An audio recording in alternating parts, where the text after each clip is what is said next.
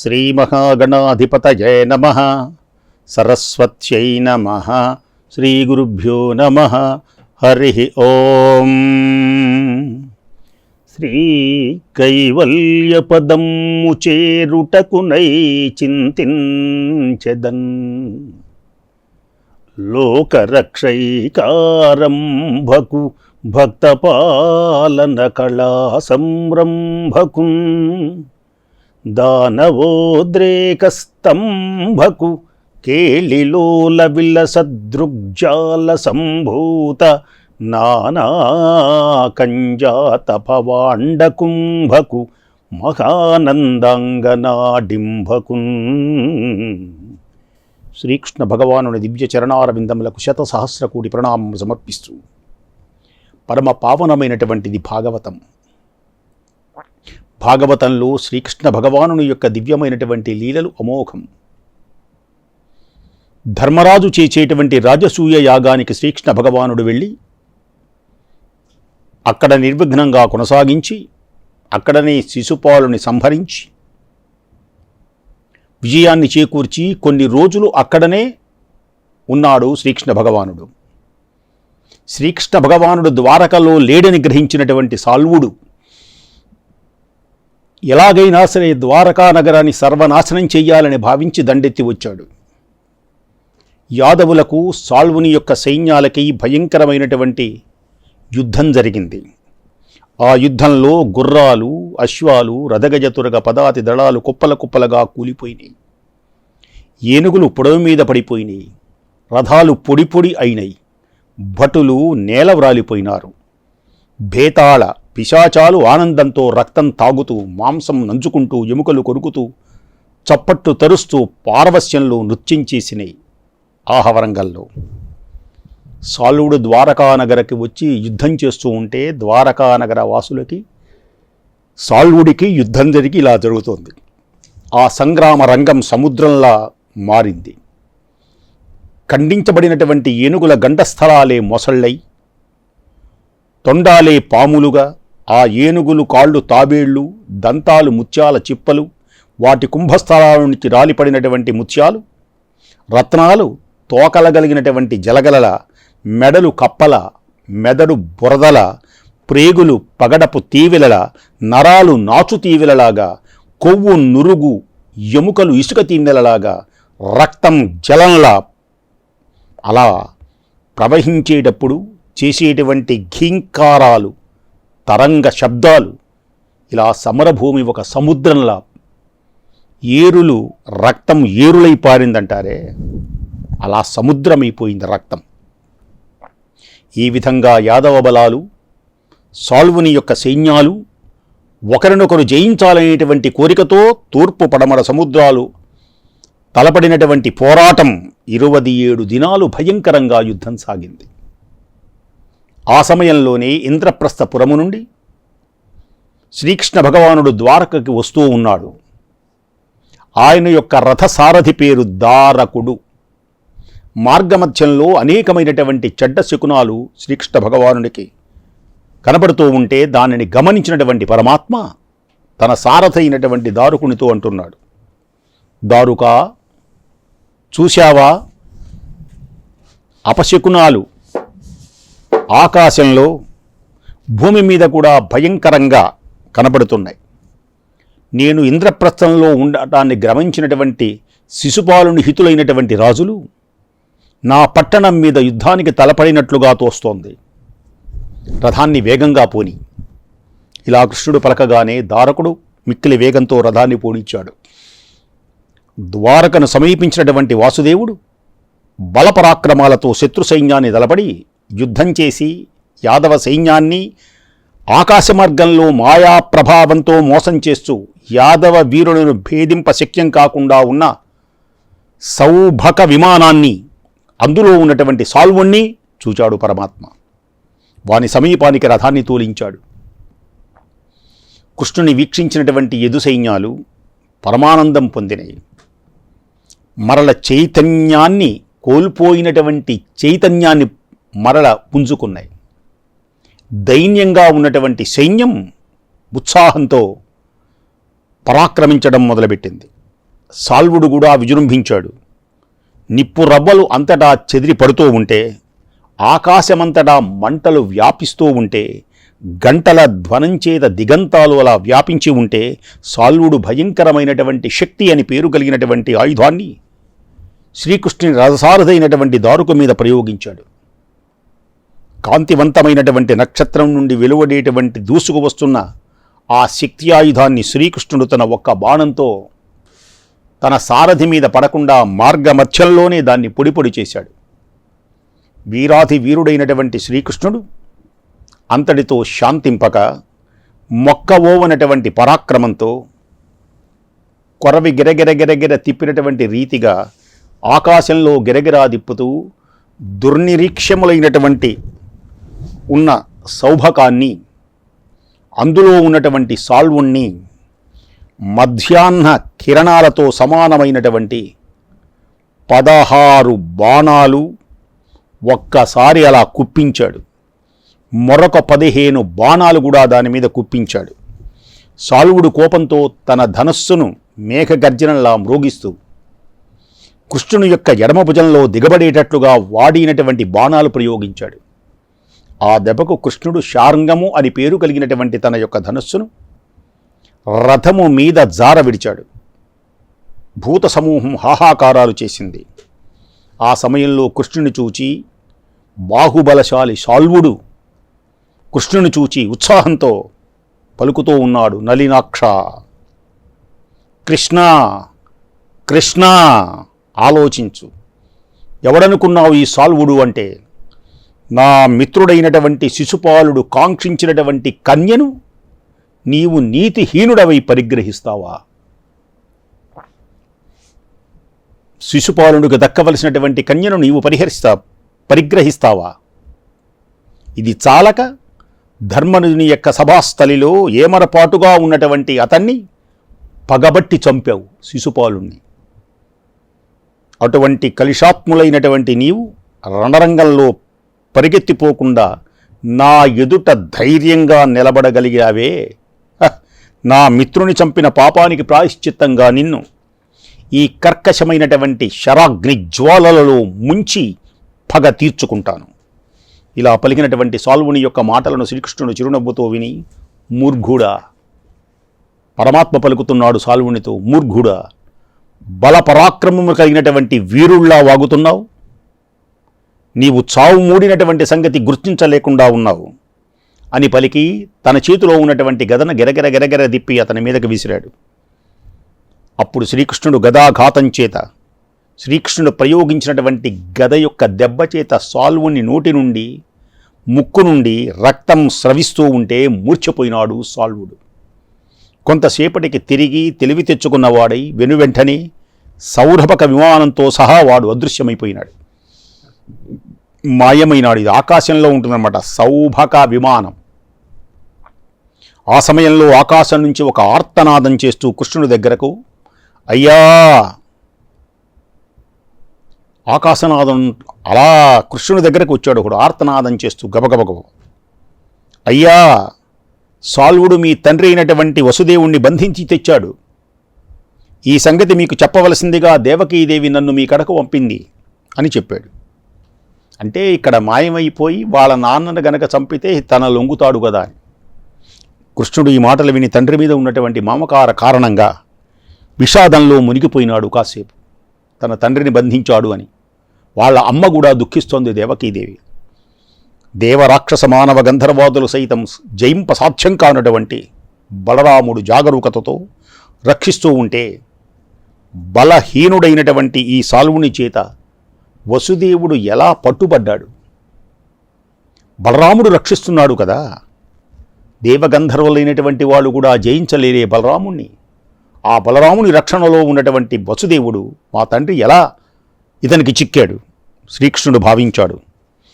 ఇలా అనుకుంటూ మనసంతా వికావికలం చెందుతూ ఉంటే, దైవ నిర్ణయాన్ని ఎవ్వరూ తప్పించలేరు. శ్రీకృష్ణుడు దుఃఖంతో బాధపడ్డాడు. అంతలో సాల్వుడు మళ్ళీ కనిపించాడు. మాయా వసుదేవుణ్ణి బంధించుకొని తీసుకొని వచ్చాడు. ఇతడు మాయా వసుదేవుడు, మామూలు వసుదేవుణ్ణి కాదు, మాయా వసుదేవుణ్ణి.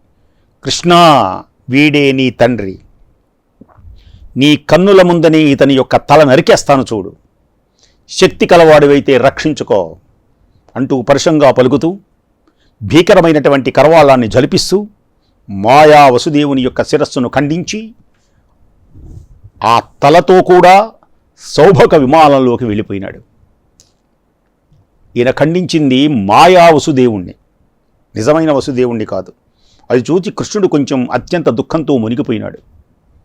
నిజమేనేమో అప్పుడు సైనికులు అతని మయుని చేత కల్పింపబడినటువంటి మాయా అని కృష్ణుడికి ప్రబోధించారు. అంతలో వసుదేవుడు పట్టుబడ్డాడని చెప్పినటువంటి దూత ఈ మాయా కళేబరం అదృశ్యమైంది. చెప్పిన దూత అదృశ్యమైనాడు, మాయా కళేబరం అదృశ్యమైపోయింది. సాల్వుడు మాయమే అదృశ్యమైపోయినాడు. అంటే సాల్వుడు శ్రీకృష్ణుని యొక్క యుద్ధాన్ని తగ్గించడానికి, శ్రీకృష్ణునికి దుఃఖాన్ని కలిగించడానికి అతడే ఒక దూతను పంపించాడు ఆకాశంలో నుంచి. మీ నాన్నను బంధించాడు అని, మీ నాన్నను చంపేస్తున్నాడు అని దేవకీదేవి చెప్పింది అని. ఇవన్నీ అసత్యాలే. ఇదంతా మాయా కల్పితమైనటువంటి చేశాడు సాల్వుడు.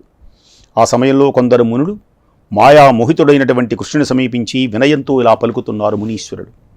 పుండరీకాక్ష, హే పురుషోత్తమ, సమస్త లోకాల్లో సర్వమానవులు సంసారమనేటువంటి దుఃఖంలో మునిగి గట్టు చేరలేక కొట్టుమిట్లాడుతున్న దశలో నిన్ను స్మరించి అందరూ దుఃఖాన్ని పోగొట్టుకుంటున్నారు. సంసార సాగరాన్ని దాటడానికి సామాన్యమైనది కాదు.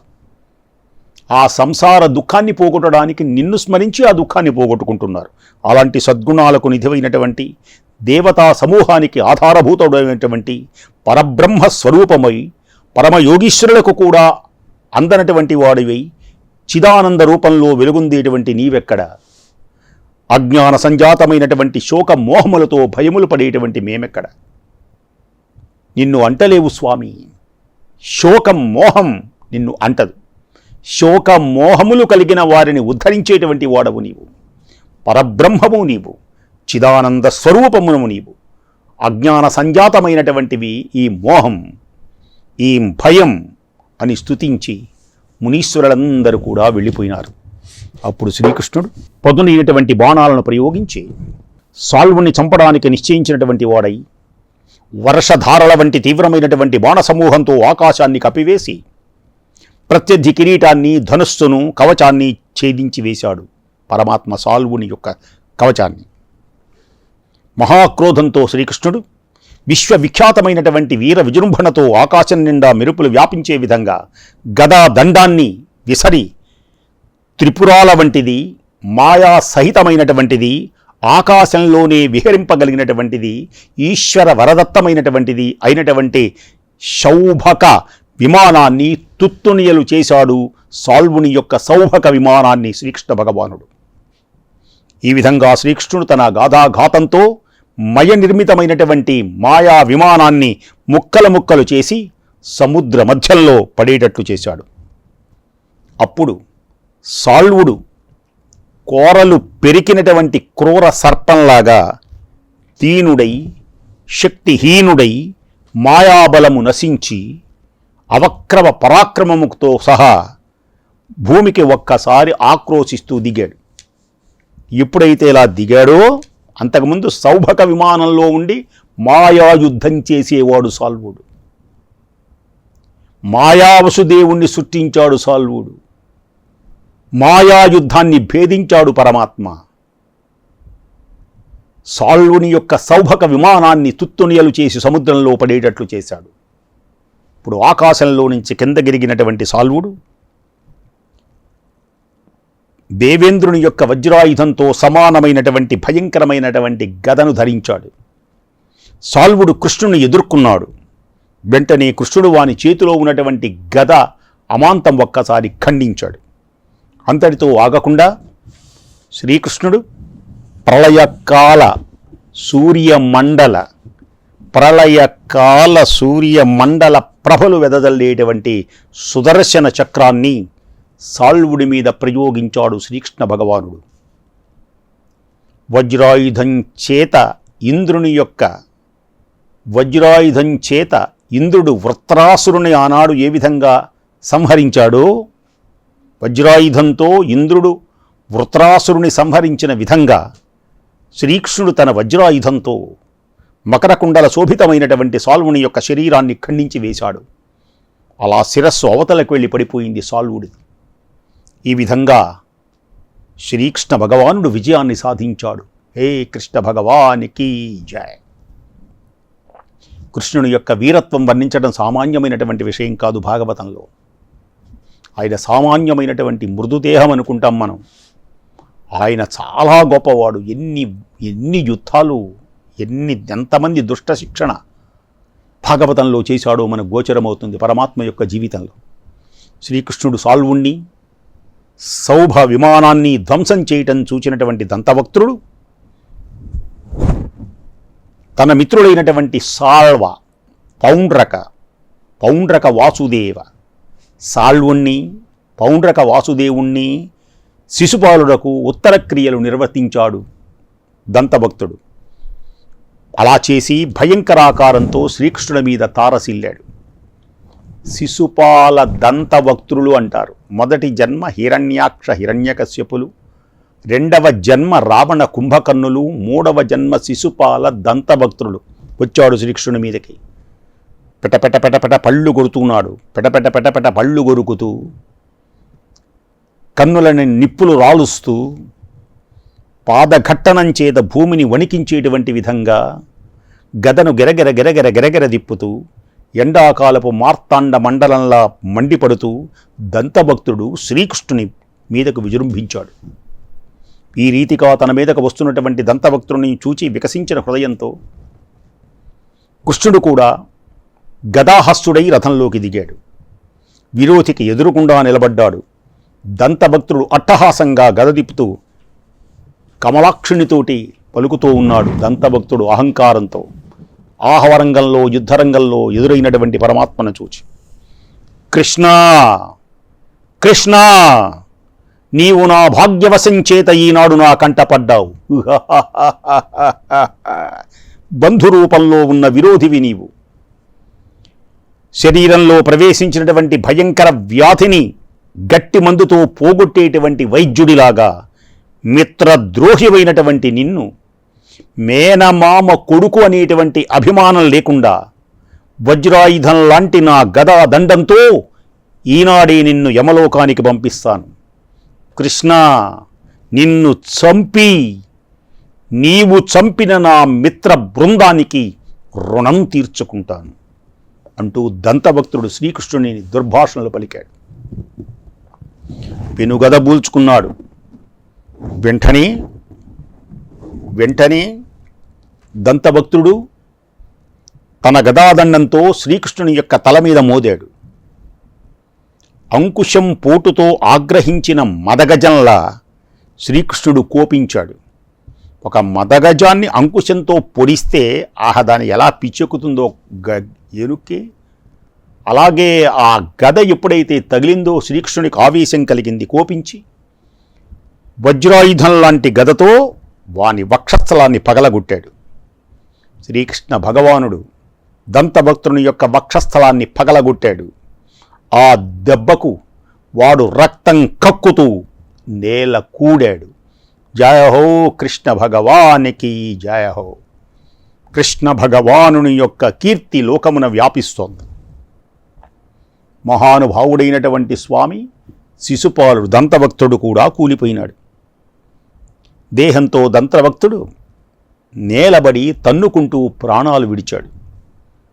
అప్పుడు సమస్త ప్రాణులకు ఆశ్చర్యం కలిగేటువంటి విధంగా ఇక్కడ గొప్ప విశేషం. అంతకుముందు శిశుపాలుని యొక్క తేజస్సు కృష్ణుల్లోకి వెళ్ళినట్లుగా దంతభక్తుని యొక్క శరీరములో నుండి ఒక దివ్య తేజస్సు, సూక్ష్మ తేజం వెలువడి శ్రీకృష్ణుని యొక్క దేహంలో ప్రవేశించింది పరమాత్మలో. ఆ సమయంలో అన్న మరణం చూచి విధూరసుడు అనేటువంటి వాడు మహాకోపంతో ప్రళయకాలం నాటి అగ్నిజ్వాలల కరవాలాన్ని డాలును ధరించి మరల శ్రీకృష్ణుని మీద వాడి తమ్ముడు వచ్చాడు. తమ్మునికి మోక్షం కలిగింది, తేజస్సు కృష్ణుల్లో కలిసిపోయింది. వీడికేం తెలుసు ఆ విషయం? శిశుపాల దంతభక్తులు ఎవరు అంటే జయ విజయులు. పరమాత్మ చేతిలోనే మరణించాలి, పరమాత్మనే దూషించాలి, చివరకు పరమాత్మ చేతిలో మరణించి వైకుంఠమునకు చేరాలి. ఈ విషయం విదూరథుడు అని పేరు కలిగి ఆయనకు తెలియదు. శ్రీకృష్ణుడు సాల్వాణ్ణి, శిశుపాలుణ్ణి, తన తమ్ముణ్ణి అయినటువంటి సోదరులందరినీ చంపి ఆ వంశం వారికి పెక్కు మందిని సంహరించాడు పరమాత్మ. ఆ విదూరథుడి యొక్క కంఠాన్ని తన సుదర్శన చక్రంతో ఖండించాడు పరమాత్మ. బంధువులందరినీ సంహరించాడు. ఆ సమయంలో నరులు, మునులు, యోగులు, దేవతలు, రాక్షసులు, గరుడులు, ఉరగులు, సిద్ధులు, సాధ్యులు, గంధర్వులు, కిన్నరులు, కింపురుషులు మొదలైనటువంటి వారంతా ఆశ్చర్యంతో, ఆనందంతో శ్రీకృష్ణుని యొక్క ప్రభావాన్ని అభివర్ణించారు. శ్రీకృష్ణుని యొక్క గుణగానాలు చేశారు. అప్సరసలు ఆనందంతో నృత్యం చేస్తూ ఉంటే, దేవతలు పూలవానలు కురిపిస్తూ ఉంటే, దేవదుందువులు మారుమరోగుతూ ఉండగా, యాదవ వీరులు సేవిస్తూ ఉండగా, వందిమాగధ తన విజయగాథలను గానం చేస్తూ ఉండగా, నందనందనుడు పరమానందంతో ఒక శుభముహూర్తంలో ద్వారకా నగరిలో ప్రవేశించాడు పరమాత్మ. ఆ సమయంలో పురస్త్రీలు మేడ మీద నుంచి శ్రీకృష్ణునికి పూలు చల్లారు, అక్షింతలు కురిపించారు. కృష్ణుడు మహావైభవంతో అంతఃపురంలో ప్రవేశించాడు పరమాత్మ. ఈ విధంగా యోగీశ్వరేశ్వరుడు, షడ్గుణ ఐశ్వర్య సంపన్నుడు, సమస్త జగతికి ప్రభు అయినటువంటి శ్రీకృష్ణుడు ద్వారకలో సుఖంగా ఉన్నాడు. బలరాముడు కౌరవ పాండవులకు యుద్ధం ప్రారంభం కానున్నది అని తెలుసుకున్నటువంటి వారై ఇరుపక్షాలకు కావలసినటువంటి తీర్థయాత్ర నెపంతో ద్వారక నుండి వెళ్ళిపోయినాడు బలరాముడు. కొంతకాలానికి ఇలా జరిగింది. కురుపాండవ సంగ్రామం తప్పదు. వీరిద్దరి మధ్యలో నేను ఉండి చేసేదేమున్నది? బలరాముడు తీర్థయాత్రలకు బయలుదేరి వెళ్ళిపోయినాడు. బలరాముడు ఈ విధంగా తీర్థయాత్రలకు వెళ్ళి ప్రభాస తీర్థంలో స్నానం చేసి ప్రీతితో దేవర్షి పితృతర్పణములు వదిలాడు. విప్రశ్రేష్ఠులు వెంట వస్తూ ఉండగా అక్కడ నుండి బయలుదేరాడు బలరాముడు. క్రమంగా సరస్వతీ నది, బిందు సరోవరం, వజ్రతీర్థం, విశాల నది, సరయూ నది, యమున, గంగా మొదలైనటువంటి పుణ్య నదీ నదాలలో స్నానం చేసి దేవర్షి పితృగణాలకు తర్పణాలు సమర్పించాడు. ఏదైనా మహానదుల దగ్గరికి వెళ్ళినప్పుడు, పుణ్యక్షేత్రాలకు వెళ్ళినప్పుడు మన పితృదేవతలకు తర్పణములు ఇవ్వడం ఆచారం. బ్రాహ్మణులకు సంతర్పణలు చేశాడు. తరువాత బలరాముడు సమస్త లోకాలకు స్తుతిపాత్రము, సంయమేంద్రులకు నివాస స్థానము, సమస్త లోకాలకు స్తుతిపాత్రము, సంయమేంద్రులకు నివాస స్థానము, సకల మునీశ్వరులకు శరణ్యము అయినటువంటి నైమిషారణ్యం ప్రవేశించాడు. పుణ్యంబై అమత పుణ్యమై అగణిత గణ్యమైనది, సంయమేంద్రులకు నివాస స్థానమైనది, సకల మునీశ్వరులకు శరణ్యమైనటువంటి నైమిషారణ్యంలో ప్రవేశించాడు. అక్కడక్కడ మునులు దీర్ఘసత్రయాగం జరుపుతూ ఉన్నారు. అక్కడ వారంతా బలరామునికి ఎదురువేగి వినయంతో స్వాగతం పలికి అతిథి మర్యాదలు చేశారు. బలరాముడు సంతోషించి సపరివారంగా ఆసీనుడైనాడు. తక్కిన మునులలాగా తనకెదురుగా వచ్చి స్వాగతమిచ్చినటువంటి అతిథి పూజలు చేయకుండా ఉన్నతాసనం మీద కూర్చున్న ప్రజ్ఞా సమేతుడైనటువంటి సూతుణ్ణి బలరాముడు చూచాడు. ఈ సూతుడే సమస్తమైనటువంటి పురాణాలు చెప్పింది. సూతుని నిర్లక్ష్య వైఖరి బలరాముడు గ్రహించాడు. సమస్తమైనటువంటి మునీశ్వరులందరూ తనకు నమస్కారం చేశారు, తనకు ఎదురు వచ్చారు, స్వాగతం పలికారు, అతిథి పూజలు చేశారు. కానీ సూతుడు ఒక్కడే తనకు ఎదురు రాలేదు, నమస్కారం చేయలేదు, ఆ గద్దె దిగలేదు. ఉన్నతమైనటువంటి ఆసనం మీద అలాగే కూర్చున్నాడు. కానీ ఇలా చూచి, అక్కడ ఉన్న ఋషులను చూచి ఇలా అన్నాడు, ఎవడతడు? మీరందరూ నన్ను గౌరవిస్తుంటే ఇలా నన్ను గౌరవించకుండా ఆ ఉన్నతమైనటువంటి ఆసనం మీద కూర్చున్నటువంటి వీడు నన్ను చూచి లేవకపోవటానికి గల కారణమేమిటి? ఈ సూతుడు మహర్షులున్న సభలోనే తానే పెద్దనని తలచి దురభిమానంతో ప్రవర్తించాడు. అతడే గొప్పవాడు అనుకుంటున్నాడు. వ్యాసుని వద్ద కొన్ని కథలు గాథలు నేర్చిన విద్వాంసుడనని విర్రవీగుతున్నాడు. నీచులు అభ్యసించేటువంటి విద్య వారిలో మదాన్ని పెంచుతుంది. ధనమును విద్యయు వంశంబును దుర్మదులకు మదం వనరించు. ఇతడు వ్యాసుని దగ్గర నేర్చుకున్నానని అహంకారం ఇతనిలో మదాన్ని పెంచింది, కానీ సత్వగుణాన్ని పెంచదు. దుర్మార్గులకు విద్య చేరితే మేము ధర్మరక్షణ కోసం పుట్టాం, ఇలాంటి దుష్టుల్ని శిక్షించడం మా కర్తవ్యం అని పలికి తన చేతిలో ఉన్నటువంటి కుశాగ్రంతో సూతుణ్ణి వధించాడు. అది చూచి అక్కడ మునులందరూ హాహాకారాలు చేశారు. సూతుణ్ణి సంహరించాడు బలరాముడు. వారు బలరాముడితో అన్నారు, మహాత్మా, ఇతనికి మేము బ్రహ్మాసనము ఇచ్చాం, అందుచేత నీవు వచ్చినప్పుడు ఇతడు లేవలేదు. ఇదంతా మీకు తెలియని విషయం కాదు.